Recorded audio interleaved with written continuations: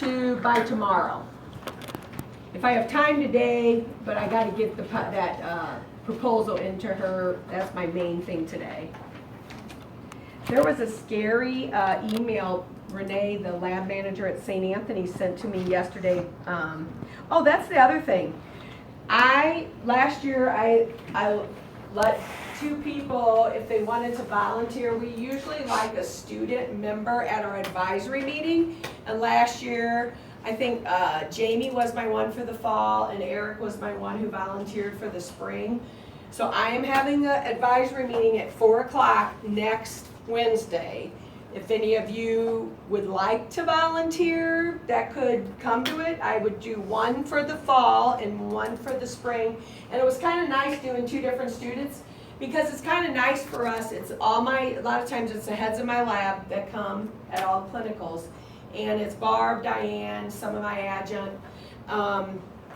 And they're who I have, my sounding board. If anything we change, anything we do, we go through our advisory committee. And it's always nice to have a student intake on that committee because you're the one who is using what we decide on. So you don't have to tell me in public. If anybody just wants to let me know privately before next week, if any of you could come, I'd appreciate it.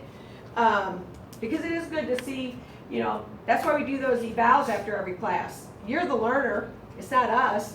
We need to see if you're getting what you need to get or what we say we're giving you. So if you would consider it, I'd be thrilled. Or if you want to put I do fall, I do spring, as long as I have 2 different people, it would be great. I'll have the review sheet, and then I'll have due dates too by tomorrow. So someone, if you don't, someone at least check to see if it's not there, because then I'll have to make sure I made it available. Because that's what it was, the problem on the test review sheet. I had it in there, I didn't make it available. I'm gonna have to get my drinks. Pigment is urochrome. So if you want to circle it, there's a uroerythrin, there's a urobilin that can affect color, but the main one that you'll have to know from me is urochrome. Okay? Remember, no phones out unless you're up here with the taping or at the edge of your desk taping. And we have seen it can be anything from a pale yellow, a light yellow, a straw, depending on what you call yours. Some people then will call yellow, then they'll call dark yellow. Some people call their dark yellows amber. Then you can get to the various shades of yellow brown depending on red cells being degraded. Rarely have I had a bright red urine, unless you get it immediately from someone who's bleeding profusely from their urinary area, or like a woman who's menstruating and it's right then and there, you might get a bright red. Rarely do you truly get a bright red. So you're going to get, when it's red cells in there, you're going to get a lot of varied colors. So color, and if you get the weird colors like an orange, I say, that might be a choice. That could be something from if you were on a UTI medicine called pyridium.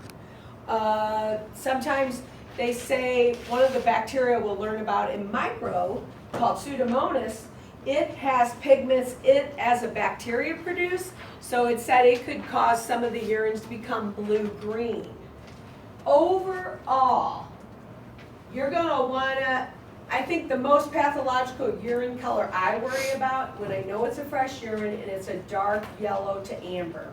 Because my first thought is liver, possibly hepatitis. Other than that, you're going to kind of look on your dipstick and have more indicators that might affect the color than just your color is going to give you a big clue.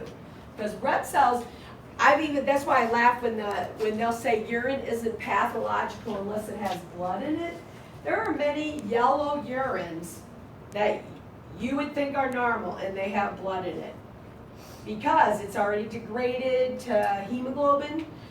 So color overall isn't your best indicator of pathology. And as you see on both of these books, this is your graph book. On the left side are all the pathological colors of of each color. On the right side, look how many non-pathological causes are of that color. So the color is not going to be your big indicator of disease. You're going to have to look at that dipstick and what's under the microscopic. So use all your tools. Just as, and I think the one I put, what I like about Strassenger, what it says, which I thought was nice, and this is what I put in your PowerPoint. It'll say colorless, the cause might be recent fluid consumption, then it'll say commonly observed with random specimens. It gives you a little bit of information about it on the right-hand side. So I kind of like the details. Strassenger will go in on some things. So that's why sometimes I upload their charts, because I like the pictures better in graph. So we already saw, as far as dilute or concentrated, the color is going to be more pale if it's dilute.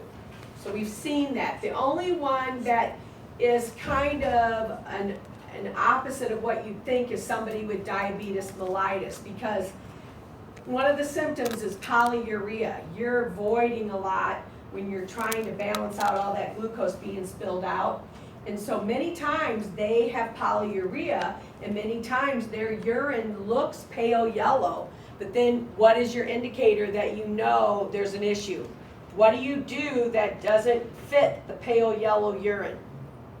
What test under the physical do you do that doesn't reflect a pale yellow? Because what would you think your specific gravity would be on a pale yellow?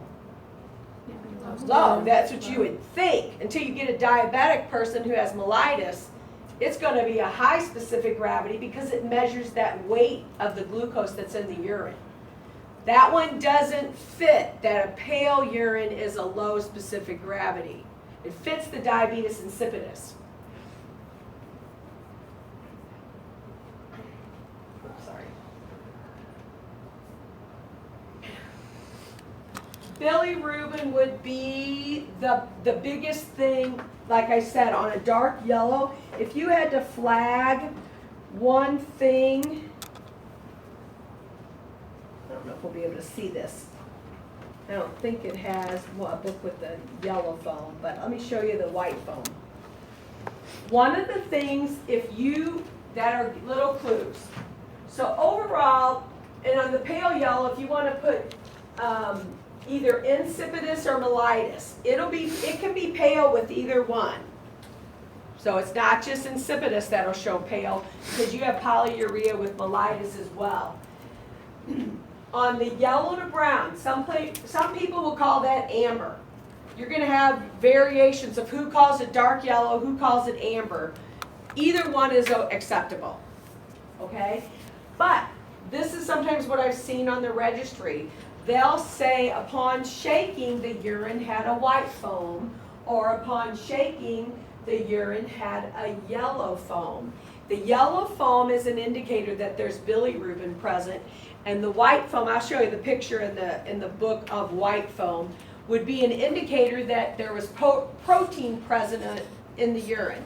So if I see yellow foam by any chance after mixing it, normally we don't mix our urines.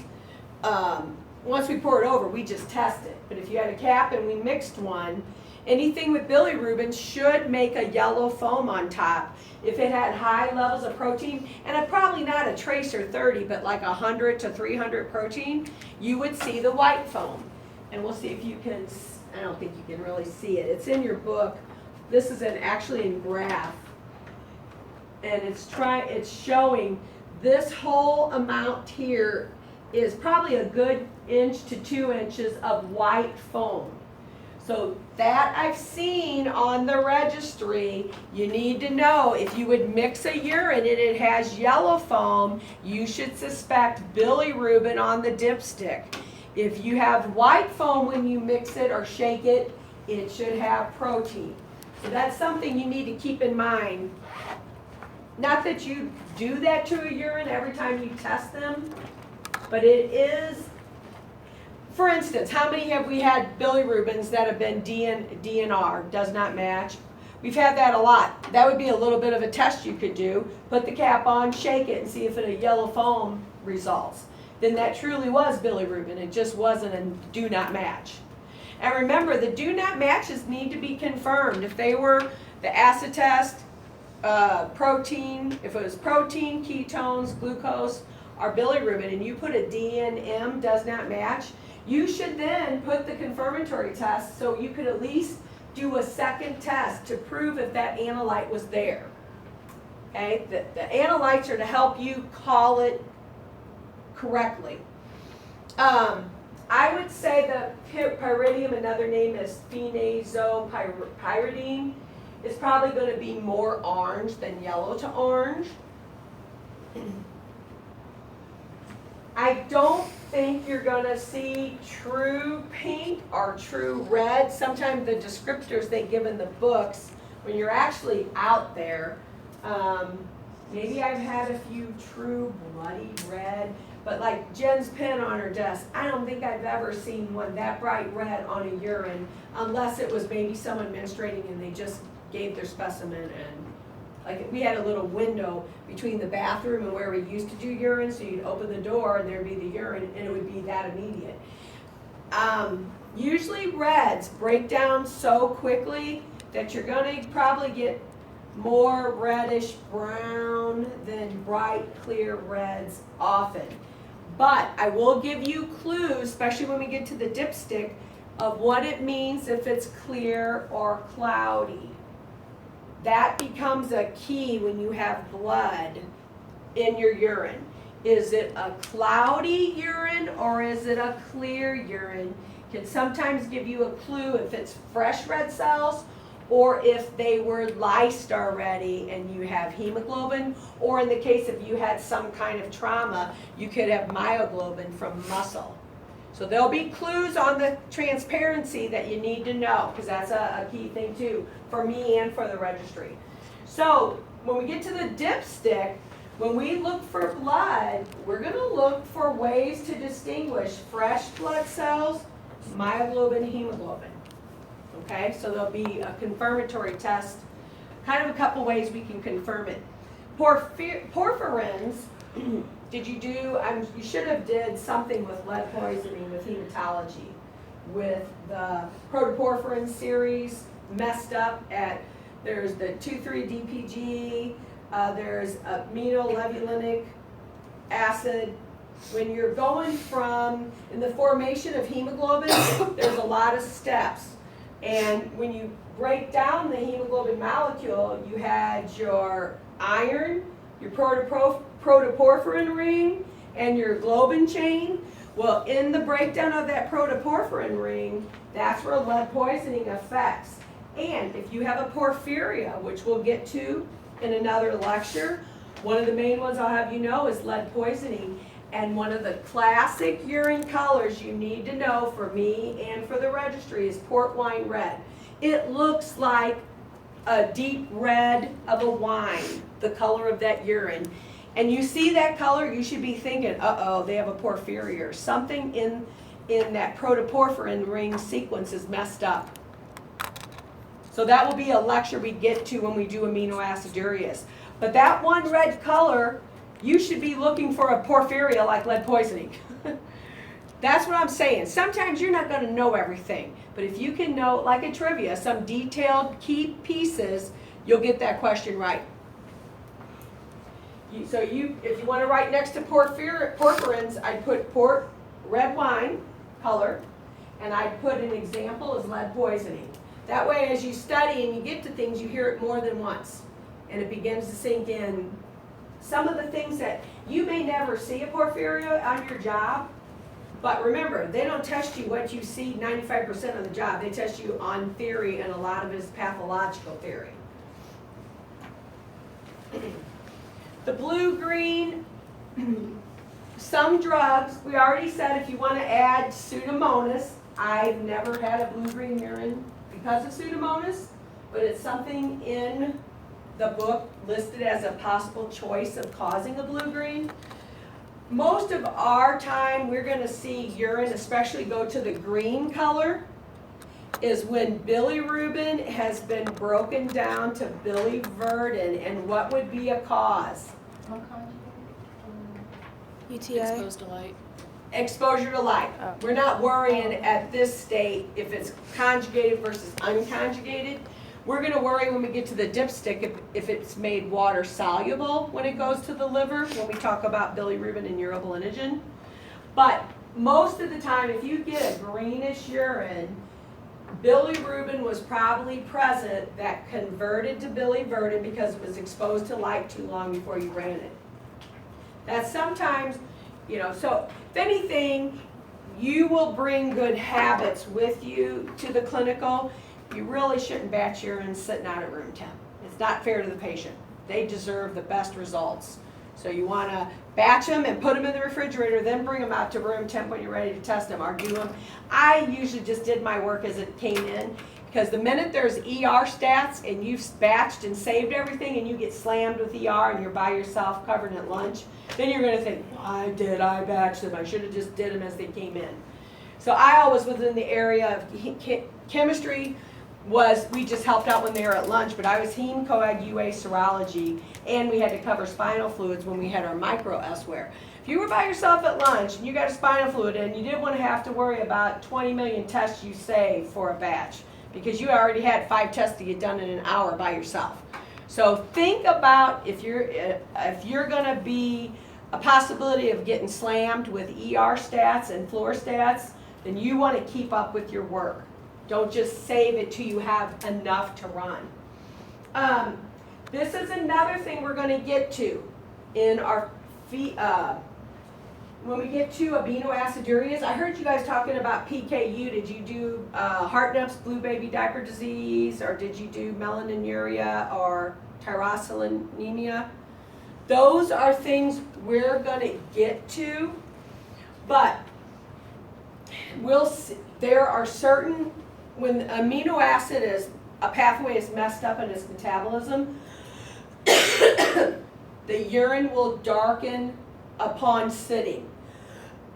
You might get it and it's yellow, and the longer it sits out at room temp, it starts to get towards the brown-black color.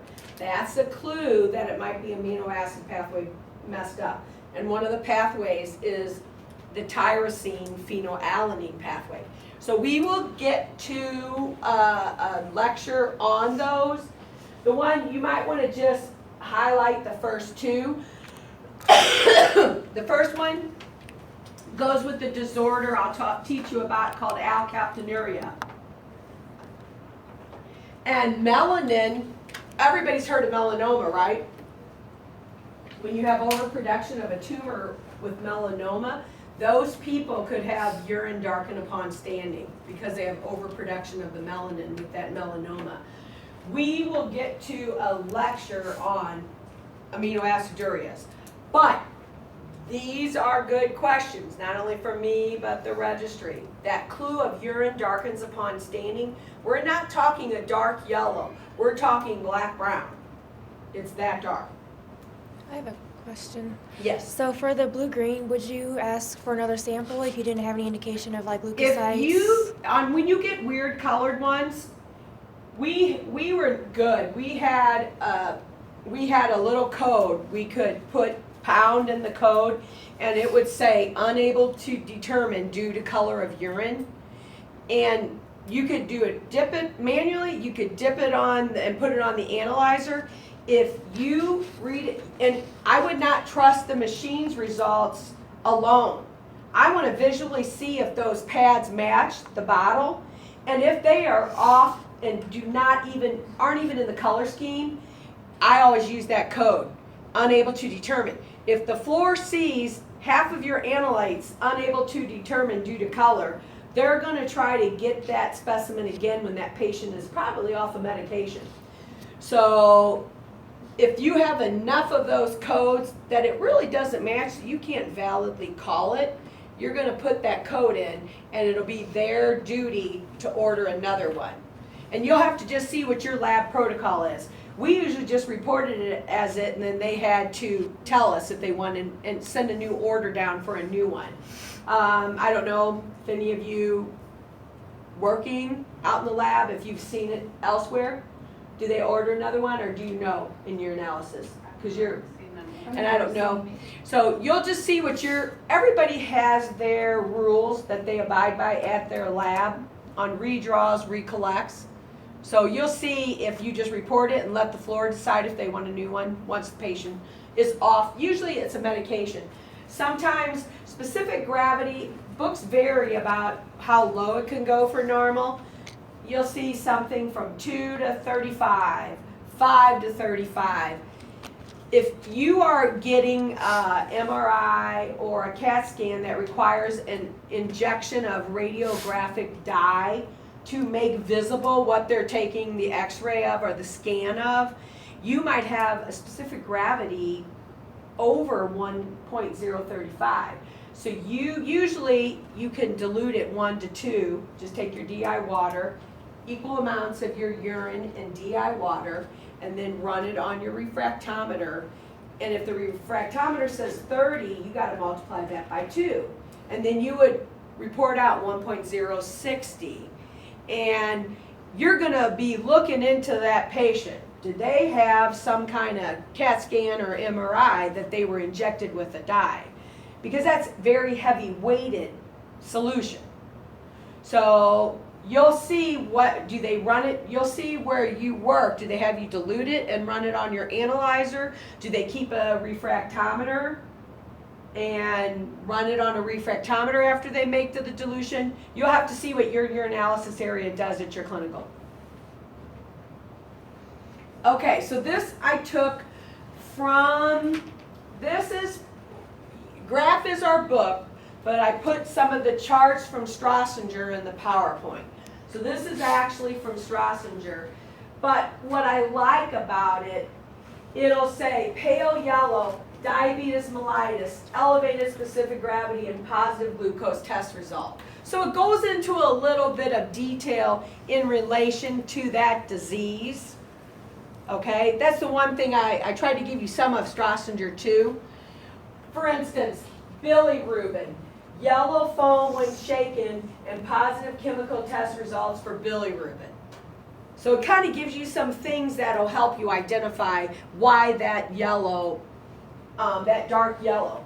Now, I didn't see in either book the term amber, and we used amber a ton.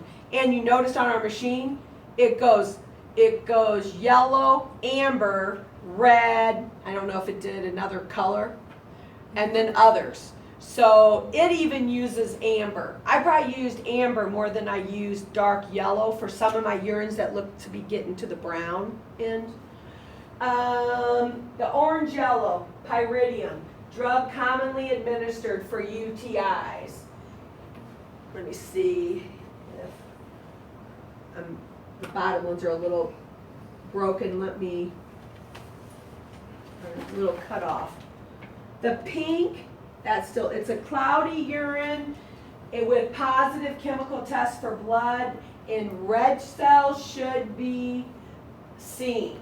I don't know if I've ever called a pink urine, I'll be honest. So I don't know sometimes where they get some of the colors that they choose, because I personally have never called a pink urine, but I've had a ton of ones that might be a darker yellow that had a lot of red cells, and when I, on the dipstick, and when I went into the microscope there was too. So when I start bringing urines next week, when we start microscopics, we'll see if any of them have that color flagged. I'm going to try to go to Urgicare. They've been really good too some years to get me urines. The first day we're going to do our own urine because I want you to look at yours under the microscope. The second day I'm going to try to get them from them, because it's easy to start initially on an easy urine before you start difficult ones. Now the red one I'll read. I cut it off a little bit. It looks like red can be hemoglobin clear urine with positive results for blood, and something you would have learned with hemolytic anemias would have been intravascular hemolysis. They're lysing within your blood vessels, and so you wouldn't have fresh blood cells under the microscope, but you'd have a positive blood test. the big clue, whether you have fresh red cells or hemoglobin or myoglobin, you got to remember clarity. Cloudy, they're going to be fresh red cells. If it's clear, it's going to be hemoglobin or myoglobin. And then they even take it a step further in the book. If you could draw a tube of blood, and if it's hemoglobin from hemolysis, like a hemolytic anemia, you're going to have hemolysis in your tube of blood. If it's myoglobin, that clears more quickly. You're going to still have a yellow plasma or serum in your blood. So clarity is going to give you a bigger clue for red cells, whether they're fresh or hemolyzed, than color. Like I said, I've never called a pink urine. And I think you're just going to get to look at clarity with a darker yellow urine from the red cells breaking down or being present. Maybe you'll get a red urine if it's very fresh blood that they just voided. But that'd be one thing I'll have to ask you when you're done with clinicals. Did you see a pink urine on anything that was bloody? You know, and that'd be great if you did. If someone does, take a picture of it with your phone. I'd be impressed to see that. Because I personally, you know, in my time at St. E's, never have seen a pink urine. But it's listed, I think, on both charts as a choice. On the graph, when they get to their graph of colors, they have pink to red. Red to purple is their port wine red for the porphyrins, and they have red to brown. And interestingly, for hemoglobin, they have pink to red. For myoglobin, they have red to brown. And we get a ton of hemoglobins in that urine, more so than myoglobin, and I've never seen a pink. So that will be your test. If you guys see a pink urine, take a picture and save it so we can see it. Or email it to me, and then I'll email it to everybody, because I personally have never seen a pink urine. Okay, so that's the Strassenger chart. So, for me, that's why on your practicals, I don't, I do like I said on the Strassenger, port wine, porphyrins, negative test for blood may require additional testing. Brown to black, you're going to have homogentic acid. That's something we'll talk about in a lecture called alkaptonuria. And there's the malignant melanoma. Urine darkens on standings and reacts with nitroprusside. Ferric chloride is a screening test that they do commonly if the physician thinks, and especially their babies many times when they have an amino acid problem, like the one you were talking about in class with Barb was probably the PKU, missing phenylalanine hydroxylase. That is an amino acid disorder, and many times it's children when they're first born, and they test them within 5 days of birth, because if there is an issue, how do they usually treat them? They adjust or modify their diet. So you're going to stop the mental retardation and the problems by adjusting their diet as quickly as you can and avoiding what they have a problem with. So that's the, these we will get to with our lecture on that. But I do like how Strassenger kind of gives you a clue that goes with it.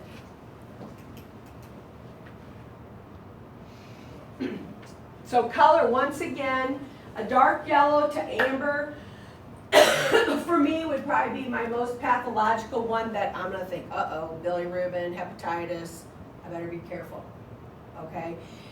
Darker yellows can also mean there's red cells in there fresh or broken down. And the weird colors like the orange, the green, some of them may be due to just a medication. So it doesn't always mean bad. The clarity, we haven't seen a good turbid yet. And I was surprised I haven't had one even. If I see a good one when I'm out getting urines at the hospital, I'll just pour some over to bring it where it looks like orange juice, sometimes a pale yellow. I seen one yesterday. I showed Jack, and I was trying to figure out which one I hazy cloudy. We haven't had a great turbid yet. We've had one that you couldn't see very well that was close, but it was between cloudy and turbid. This is, it's as, like, I guess the coffee or whatever, it is that turbid. There's no question whether you can see anything through it. You don't even have to put anything behind it. It is that thick looking. But you have things, when we get to the microscope next week, you're going to have 6 set things you look for under low power and high. So we won't use oil till we get to body fluids. So under low, you have a thing that sometimes appears that you see called amorphous sediment. If it's a pH less than 7, some of your clinicals are going to call it urates. If it's a pH greater than 7, some of your clinicals are going to call it phosphates. For me, we just call it sediment. I don't care what pH is, we just call it sediment. It's nothing pathological.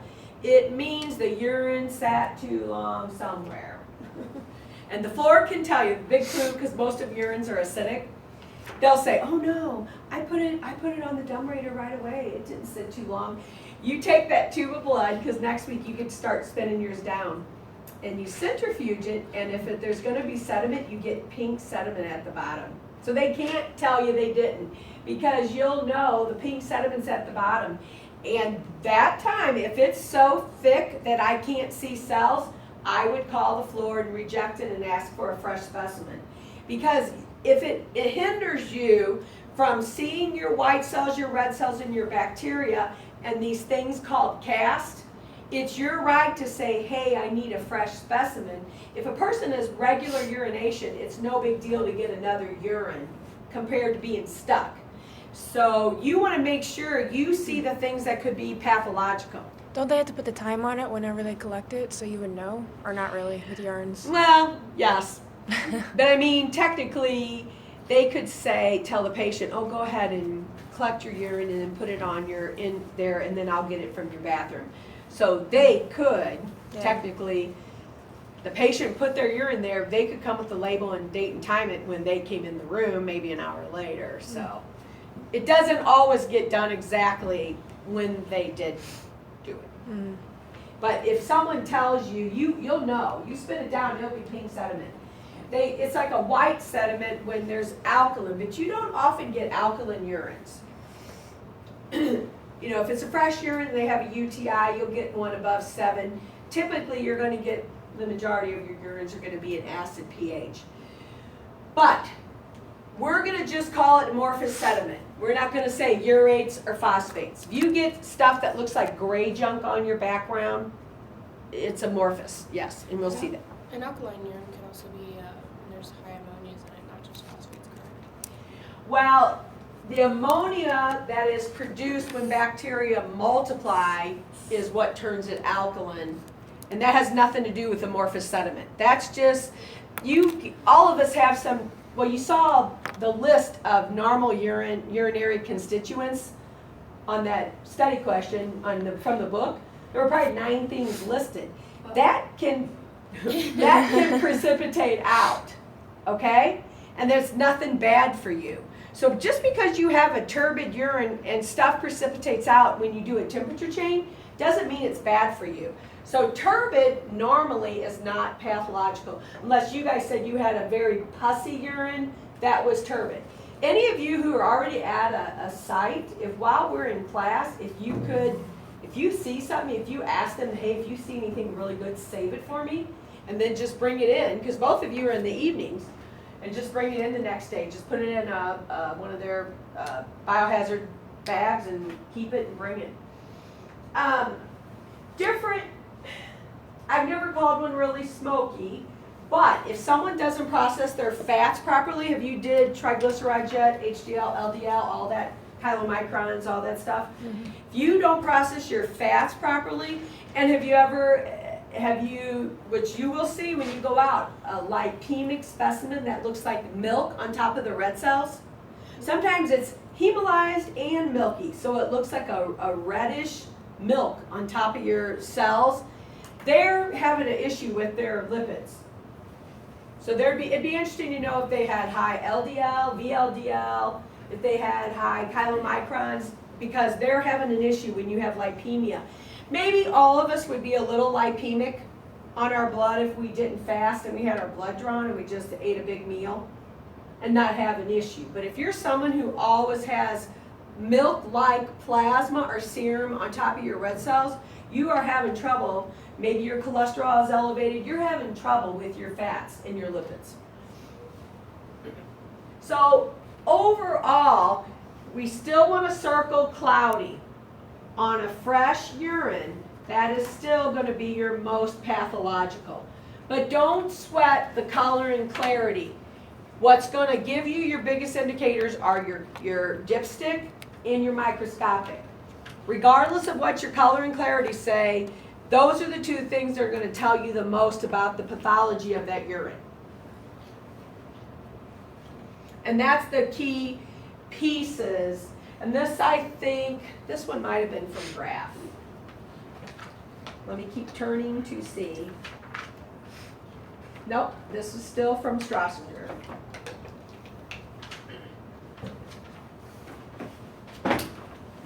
So from Strassinger, non-pathological cause.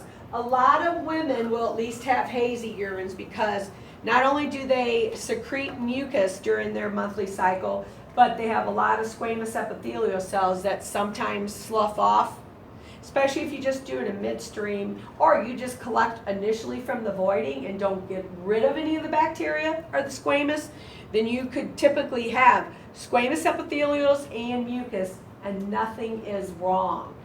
They're non-pathological. Any of the amorphous we talked about, semen, sperm can show up in urine.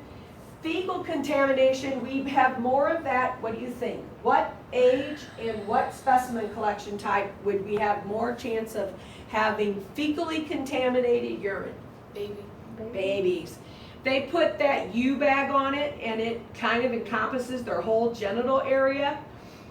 We'll sometimes get stool in that urine specimen. And we'll do you should be doing a test in serology with Diane called bacterial antigens. One of them, and we normally do it on spinal fluid, we normally do it on serum, and we do it on urine. If they ordered a urine bacterial antigen panel with a U-bag specimen, we always had to put a code, because one of the antigens the bacteria we were testing was E. coli with N-menogenous B. It was on one vial. Well, E. coli, that one's going to come up positive almost every time because the U-bag was fecally contaminated and has E. coli in it from the stool that you normally have. You just got to be aware of what can be present on different tests to make a positive that doesn't, which is a false positive that doesn't mean anything. The other thing, have you heard the theory about talcum powder being linked to cancer? Which is kind of scary because I bet there's a lot of people that have used talcum powder all over. And then this is just for turbidity and vaginal creams. Pathological ones are going to be any cell, any type of bacteria, yeast included. Yeast is its own fungus. It's not a bacteria, but anything that is too many cells, red or white, too many bacteria, too many yeast can cause you to have a more turbid specimen or a less clear. Normally it's still going to be cloudy. This is just the term. You could have did urine transparency, urine turbidity, urine clarity, and it all means the same thing. That's just Strassinger's term for seeing how clear it is in comparison.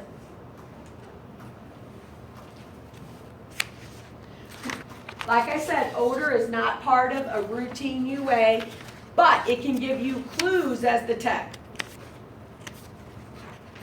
The ones I've had the most are the last two. Well, the ammonia, breakdown of urea. The last three probably. Some urines, if they've sat too long, they don't smell too good even if they don't have pathology, especially if they've sat like on a patient stand or let's say a nursing home when they were going around collecting. In the case, they might have collected even from a catheter, but then they let it sit around in the bathrooms and they go to collect them. Some of those might have an ammonia smell, and it doesn't mean they really had something wrong. They just let them sit out too long. A diabetic with ketones and glucose spilled over could have a sweet smell as you open the lid. Usually, foul is how I describe them when it's a UTI. It's not just ammonia-like. You take off that lid and you cannot wait to shut it. Sometimes as you open the little plastic bag that they send them in, you smell the smell through the lid. It is, and you know, especially as a fresh urine, it's bad that they have an infection of some sort. So you're gonna expect to see bacteria and white cells when you look at under the scope. So you don't ever note odor, but it gives you some clues as a tech. Maple syrup disease is something we will discuss. Well, all of these, I don't do the hypermethionemia, but sometimes that when they have something called G-vag or vaginosis, we'll talk about in micro. They get this fishy smell also to the urine. Well, it can be in their secretions, their urine. It'll have this fishy smell. These two will be amino acids that we talk about in that lecture. And maple syrup there are certain branch chain amino acids. There's leucine, isoleucine, and valine we will discuss. People that have problems with metabolizing those amino acids can end up having a maple syrup smell in their urine if you have that amino acid problem. PKU, I laugh because the books describe it as mousy, but they also, I think it's in Strassinger, no, it might be in both books, it'll say a mother goes to the physician and says, every time I change the baby's diaper, it just doesn't smell right. You just notice it's just a funny smell every single time. So I wouldn't think mousy is pleasant, but it's not anything like foul. That you're going to want to get that lid, get that urine done as quickly as possible. It smells so bad. And it kind of gets into your room. It smells so bad. So some of these are linked to amino acid problems. So if the doctor suspected that they have this newborn that's having problems, they might take note of the odor of their urine. They might want to know, did you smell anything unique to that urine? Because we're thinking they have amino acid problem with newborns. But in general, I think the sweet with diabetes are glucose, the foul with UTI, and maybe ammonia-like smell from sitting too long and urea breaking down. Those would probably be the most common odors you'll see typically. Now, each book can vary on oliguria. The graph study, I think in your review sheets from ASCP, they had less than 500. A lot of the textbooks are less than 400. There's, at least with oliguria, there's some output. But if normal is 1,200 to 1,500 mils per 24 hours, if every day you're not going at least 1,200, that physician's going to worry if they're monitoring your output every day when you're in, and they're wanting to see if you're having trouble with your kidney formation, your urine formation from your kidneys. A physician's going to worry even if it's less than 1,200 on a regular basis. Yes. So I have a resident who is on a liquid diet. They pee maybe once a day, maybe. How much are they really drinking of that liquid diet? Are they intaking it, or do they have them going with They're a tube? intaking it. So, honestly, sometimes I used to go visit this one little lady in the nursing home when I did this church on Sundays, and I told Father Neff, hey, I'll come and feed some of my worked evening shift. I had the mornings. I'd go up there when I was in my 20s. And I'd see what some of them do. They'll put the tray by someone who can't hardly sit up, much less get a spoon to their mouth and do anything.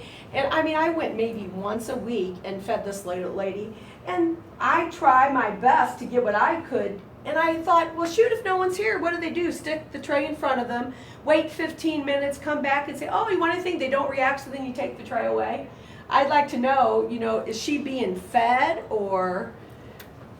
They're able to feed themselves. I mean, they have a cup that they can tip back. Do they monitor how much they're taking in?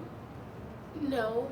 And do they monitor if some of it drooled all out on their front? You know what I'm saying? That's a very big possibility with this particular resident, but it's just, only the one time being on a liquid diet, they drink and they eat nothing but liquid foods. So it's like you think either this person Are they has like a Ensure? Because bladder- Ensure is what they give a lot of people that are, you know, They have a protein shake that they have to take, right, but so. they drink that entirely, and then the meals are all liquid, but they only go once a day. But also, are some of them pureed, where it's thicker than Yes. just drinking water? So that's gonna be more solid than if you just drank 8 glasses of water, then yeah, you should be voiding more. But I have issues with nursing homes, a lot of them, unless you're someone whose family member is there all the time. I would love to know what a typical nursing home patient eats and drinks in one day, honestly. I just saw my little experience at Memorial, and here I was a young person in my 20s, and I just was close to my friend who was the minister of the sick and aged, and I was just shocked. I thought, what do these people do when no one's around to even, no family, no one that cares, and the personnel are usually a lot of patients for one person, so it's not all on them because they got a lot of people to take care of. So that nursing home scenario is a hard situation to judge, because each person may We would need vary to on monitor how their much care. liquids we put into the food and things like that to verify as to whether or not it was in. And the physician would have to put specific orders. Hey, I want to know how much this person is voiding, to know, are they getting enough? So that would be the physician say, hey, I want it monitored, and if it's not any output, hey, what are we going to do to improve what they're getting? You know, so make sure someone feeds them, make sure someone sees them drink, you know. Then on the flip side, why would a doctor put in an order for somebody to restrict a water restriction or liquid restriction just because they retain water? Oh, if you have swelling and edema, you have something, probably congestive heart failure, where either the heart's not working properly or the kidneys. So yeah, they're gonna restrict your fluids, because, like my father-in-law, he drank 5 big glasses of water a day in the morning. He ended up, his sodium, have you guys got to electrolytes yet? His sodium bottomed out. It's normally 140 to 145. He was so sick at home, I was working, he said, Gene, I gotta come to the ER. Went and got him.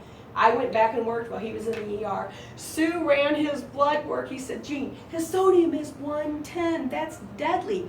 They had to restrict all his fluids because he was diluting out all his sodium, plus he ended up having a little tumor on his pituitary or something. No, what would be up here? He This had is your thyroid. parathyroid maybe. He had a little tumor, but he was older that they weren't going to operate to try to get through it through his brainstem. And we had to worry about his level of intake because the sodium was bottoming out and he could die because of it getting too low. So this at least should give physicians an indicator to look into it if it's maintains.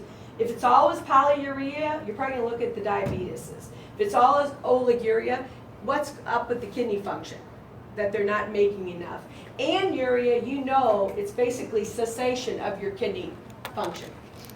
So oliguria could just mean that they're dehydrated as well and your body's trying to retain the water? Especially in the case of someone like that. I would look at them not being really eating and drinking enough as they truly had a problem. Okay, on the specific gravity, why is it not a great indicator of kidney function? I'm sorry, what did someone say? I heard that outside. No, I heard, I like Wayward Son. Is that Journey? What did you say? Anybody who said something? Why is it not as good? What is the main indicator based on what you know from the loop of Henle and what is reabsorbed actively and passively in the loop of Henle, descending and ascending? What is your main substances that reflect concentrating ability of your nephrons? Glucose and sodium chloride? Not glucose. Glucose isn't anything to do with the loop of Henle. Sodium and chloride. Remember, the interstitium is heavy duty with sodium chloride, and water can only be reabsorbed where? The descending. Okay, ascending, there's no water reabsorbed. So your concentrating molecules are the sodium and chloride, not glucose. Specific gravity, who has the most effect on the specific gravity? Glucose, sodium, or chloride? Glucose. Glucose, it is heavy. It measures weight and number and particles. Sodium chloride aren't big like glucose. We're going to learn about something called osmolality, and some people call it osmolarity. That is only on number of particles. So glucose is 1 particle, sodium chloride is 2 particles. So anybody worried about the concentrating ability of your kidneys is not going to rely on the specific gravity. Because any heavy molecule, you put radiographic dye in it and it's 1.060, are you going to say, oh my gosh, they have poor kidney function? No, you're going to worry, what did you intake that was heavy that spilled out into your urine? So specific gravity is what one clue did I give you about specific gravity when it leaves the glomerulus if it never changes? That's for your test next week. You said it was It is what? After leaving the glomerulus and it goes into the 10. penetrate. 1.010. 1.010. That is the time specific gravity could be an indicator. Mr. Jones every day is 1.010, Monday through Friday. We better look into that. He's not concentrating it as it leaves into the tubules. That's really the main time specific gravity can be an indicator if your kidneys are concentrating. Otherwise, you want to look elsewhere. Osmolarity, when you get out there, be aware how many patients get an osmo. We call them serum and urine osmos. And normally it's your intensive care patients or people who might be on the heart floor that have their kidneys impacted with concentrating, and they're going to order serum and urine osmolalities. They're not just going to rely on their specific gravity on their dipstick. So it is a good screening, but it is not a good indicator of true problems with your kidneys concentrating the urine in the tubules. There is a term, and we'll just go, you'll see a little bit varied in books, whether it's 1.002, 1.005. Usually all of them say up to 35 is normal, okay? Most of the time, unless it's constantly 1.010, they're not going to just say anything to do with specific gravity on a pathology. Yes? So the normal value is covering the high and the low there. Yep. Yep. Yep. Then is it a Yep. normal low I don't or a write normal the high? Is it books. a low or is it So what did I just say? The key specific gravity that would be true problems with the kidney, if it's always 10. Other than that, if I drink a lot during the day, I might have a colorless urine that's 1.003 or under. That's just my hydration, what I drank. So specific gravity is pretty broad because it doesn't really tell you much. I can have a 3 today and then I sleep for 12 hours, do not go to the bathroom, and it's dark yellow the next morning and I'm up to 35 because I hardly had any fluids or hydration throughout the day. This is not going to tell you a lot. All of us can vary every day depending on how much we drank and our activity. If I'm an athlete sweating everything I intake, I'm going to have a higher specific gravity. Yes? Why do you turn out a specific gravity with a urine cry? Because of its dilute? Maybe if they're looking for protein spillage and that your specific gravity would go higher the more protein was spilled. Well, for urine. I don't know, I don't know if every lab does it. You're saying every lab that does a urine No, pregnancy? I don't know about every, but Oh, like they urine qualitative. They may not requires a think specific HCG is high enough if gravity is low. That's one thing we're going to do too, is a pregnancy test for human chorionic gonadotropin. There's probably the likelihood on a low specific gravity, it may not be able to detect that hormone present because it's very dilute. So I bet you if you read, I don't know if you can look for an insert and bring it in, I bet it's something to do with that hormone may not show up and it won't be a true indicator. Maybe it was just a very dilute urine and the hormone So would would show your up. specific gravity be higher first morning urine? Yeah. First morning, That's when they were and the other thing, HCG, when we do that, HCG deteriorates the further along you get into your pregnancy. So I wanted to bring a pregnant urine in from a girl at work that was pregnant. So she gave me an afternoon one, and it was negative because she was in like her 8th month. We didn't do a first morning, and as the HCG is lower towards the end of your pregnancy. But see if you can see a kit insert. If it mentions because of dilute, you wouldn't be able to detect the level of hormone. I bet it's more related to the HCG if it's for a urine pregnancy. Probably we're going to keep diabetes insipidus with less than a low urine. Anything under 1.010, you might want to write this. You're going to look for a pale or light yellow urine. Anything under 10, most of us will see a pale or light urine. Once you get between 10 and 35, you can have any shade of yellow, from normal yellow to darker yellow.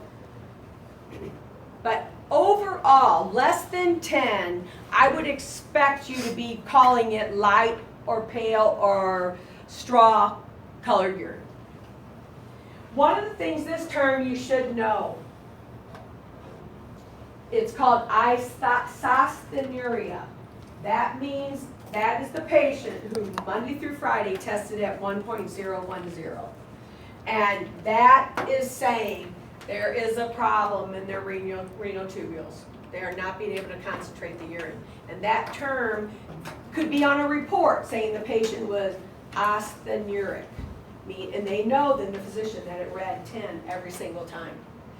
And anybody who I didn't tell anybody to do this, and I did it when I tested the urines on the refractometer. Anybody who put that they have water and it was 1.000 on their practical is going to get an extra bonus point. Because I did that on my result sheet. Because otherwise, how would I know you did it? If you didn't tell me you did it, I'm going to assume you just did the urines. But no one gets a point off. But if anybody put that they did water, because I did water on both of them first when you guys all left, and I wrote them down on my sheets, and then I put the specific gravity on them.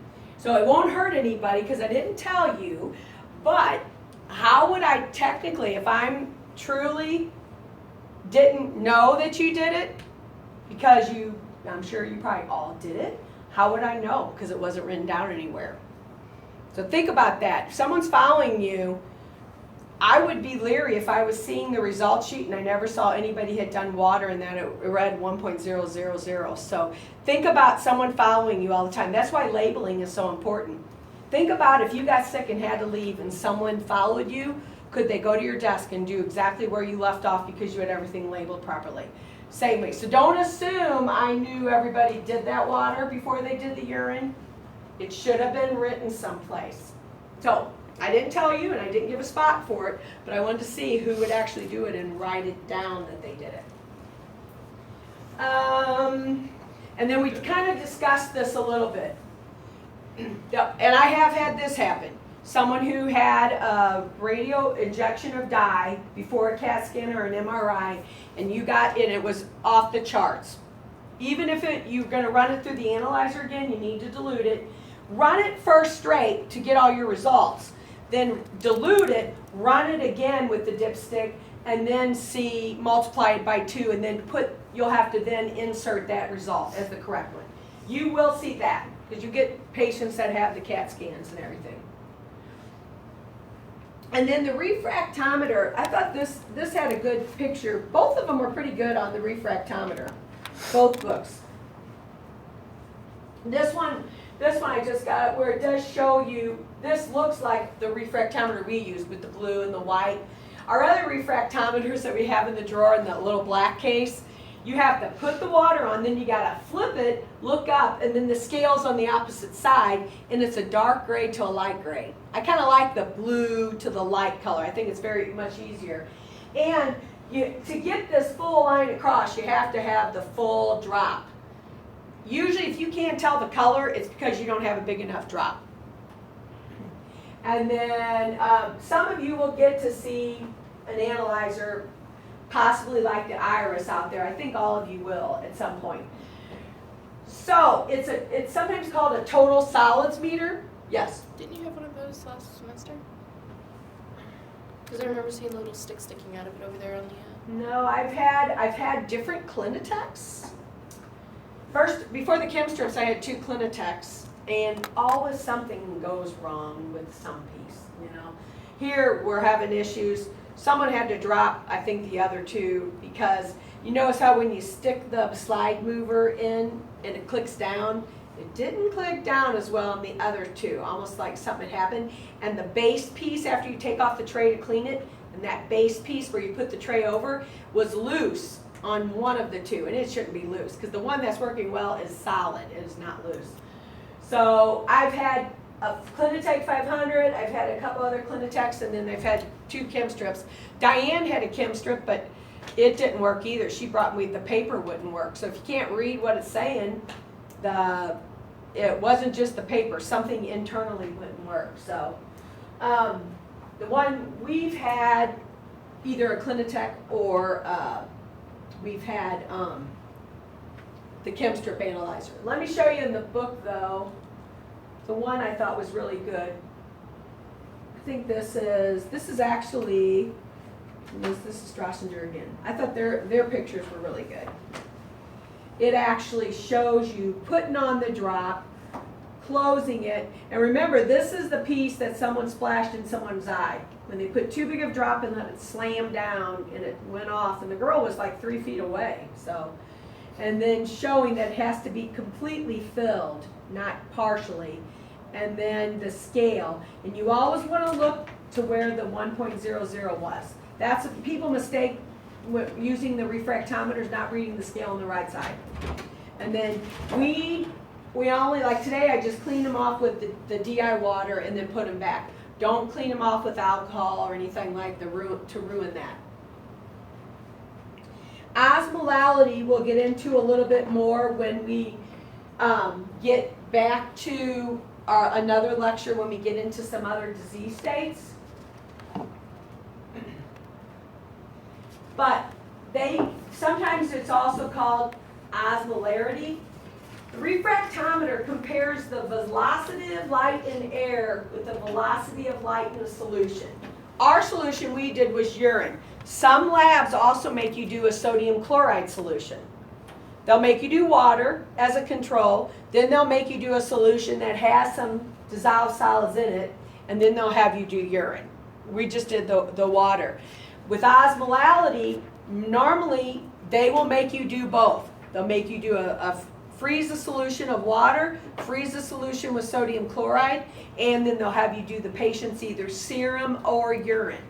This is something we're going to do. It's going to be measuring the freezing point. You put like 250 microliters of either urine or serum, and you stick it down in this tube, and it freezes it, and certain amount is equated to this 1.86, and it converts it to how much dissolved solids are in it based on this freezing point. So this is going to be your true indicator. So if you had to ask, what is the better indicator of renal function with concentrating, it would be the osmolality. It wouldn't be the specific gravity, and it wouldn't be doing the refractometer, either way, from the dipstick or from the refractometer. Because this only measures number of particles, not the weight. So what you want to take away from this slide, the TS, it measures all dissolved particles and weight will affect it. Specific gravity on the dipstick, weight will affect it. The osmolality, weight does not affect it. So sodium chloride is 2 parts to 1 molecule, has more of effect, and it reflects your true renal concentration. So osmolality is the better indicator that there's problems with your kidney. No one does, I wanted to show you a picture of the urinometer. No one does that anymore. One of the things I've never used one, maybe back in my first training year they had an example of one. It takes a lot of volume of urine, for one thing. You're going to have a hard time getting by on a baby's urine when you might only have a ml, and you need pretty much to fill, and it displaces the more solids will displace the volume, and it's less accurate, no longer in use, but you should at least be aware that that was another way that used to be done for specific gravity, measuring dissolved solids, called the uranometer. But this piece I want you to circle. We talked about it the other day with Nicole's dad. So on the refractometer, if I give you a question that I needed and it doesn't affect the dipstick, but on the refractometer, if I want to show you two ways. This is patient 1 and this is patient 2. This one had 500 milligrams per deciliter of protein. This patient had 1,000 milligrams per deciliter of glucose. I did the original refractometer and it was 1.030. On the refractometer, if for every gram, so 1,000 milligrams equals 1 gram. So if I had 500 milligrams equals 0.5 gram, and then here we had 1 gram of glucose, and here 0.5 of protein. I have to, it can falsely increase your specific gravity, so you have to correct. So tell me if this is, we'll say this is patient number 1, and patient number 2,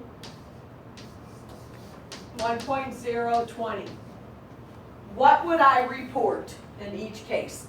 And tell me why. Confusion, what do you just report another? It's not a gram. Patient 1, I would report 30. Would it be, I wouldn't- would you I subtract I wouldn't subtract anything. Minus the 0.003. 0015? Shouldn't it reach a gram first? Yep, 0015, because I don't have a full gram, I have a half a gram. So I'd have to at least, I wouldn't take off 0.3, but I'd have to at least take off 0.20, 28, I guess we could round it. I wouldn't report 28.5. I mean, it'd be if you subtracted, let's do it this way first before we get into the halves. What would you have subtract if it was the full gram? What would I report on patient 1? 0.27. So I'd subtract 003 and I'd report 27. So technically, if I had half a gram, I'd report 285, but we don't report 5 decimal. I mean, we don't go 4 decimal places after. Okay, so if this was a gram, it says on protein to subtract 0.003 from what I read. What would I subtract on the glucose on patient number 2? 0.004. Minus 0.004, so I report. This is what I would really report if they were full grams. It's a little easier if you had 500. What if patient number 2 had only 500 milligrams? What would I report? This one's a little easier because it divides easy. A full gram goes 0.004. If I only have a half of it, I subtract 0.002, correct? So if I had 500 milligrams on patient 2, I would report 0.18. It'd be half of that. This is for a full gram, which is 1,000 milligrams. So if it helps you on the slide to write 1 gram equals 1,000 milligrams, that's what you fully, if it's 1,000 milligrams. But if it's half of it, then you subtract half. This one would just be harder to write. Technically, it'd be 0.285, which they're going to round that up to probably 0.029 on the report, because they don't report it 4 decimal places past. So you got to know that, how to correct for protein or glucose on your test. Because it does say in the textbook on a refractometer, and we had the case, and we did not correct for it. I didn't even think of it, and we had the case with Nicole's dad. 2 years in a row, too, wasn't it? Mhm. Wasn't it 1,000 both times? So you're gonna have to do that for real, since we had it happen for real. Okay, and that's just from the Strassenger. And that's an example of an iris. That looks like the one they have, I think, at St. E's. So I think there's another one Alton Memorial has that's not the iris. I can't think of the name of it. And I haven't seen it many places. But the iris is the most common automated analyzer that you're gonna get. Okay? So let's just take a 5-minute break, because the chemical one is a lot harder. Okay, are you okay? You wanna run and get a drink? Or do you want a break? Would you rather break and take a break and then come back in half hour? Or what's the majority feel? I don't care for me. 10 minutes. Can you go grab something? Yeah, bring it back. So what's the deal? You wanna start like wanna start at 1:45? Yeah. That way, if you wanna have time to run, get something and bring it back, then we'll still get done, hopefully, in an hour. Is that okay? Why don't we start at 1:45? I'm gonna go see if I can catch my boss.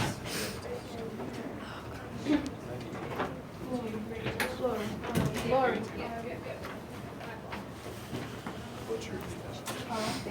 Oh, and I gotta tell, if anybody sees Diane, that before I think about it, we can tell her she can stay in the lab. Yes. My message him and ask for discharge from hospital, so I just wanted to make sure what time, I just want to call and make sure he's discharged before I go pick him up. So, what, is there for sure out here? One would be the latest, I'm hoping 1 hour. I'm gonna tell him. But I would say, to be safe, 1.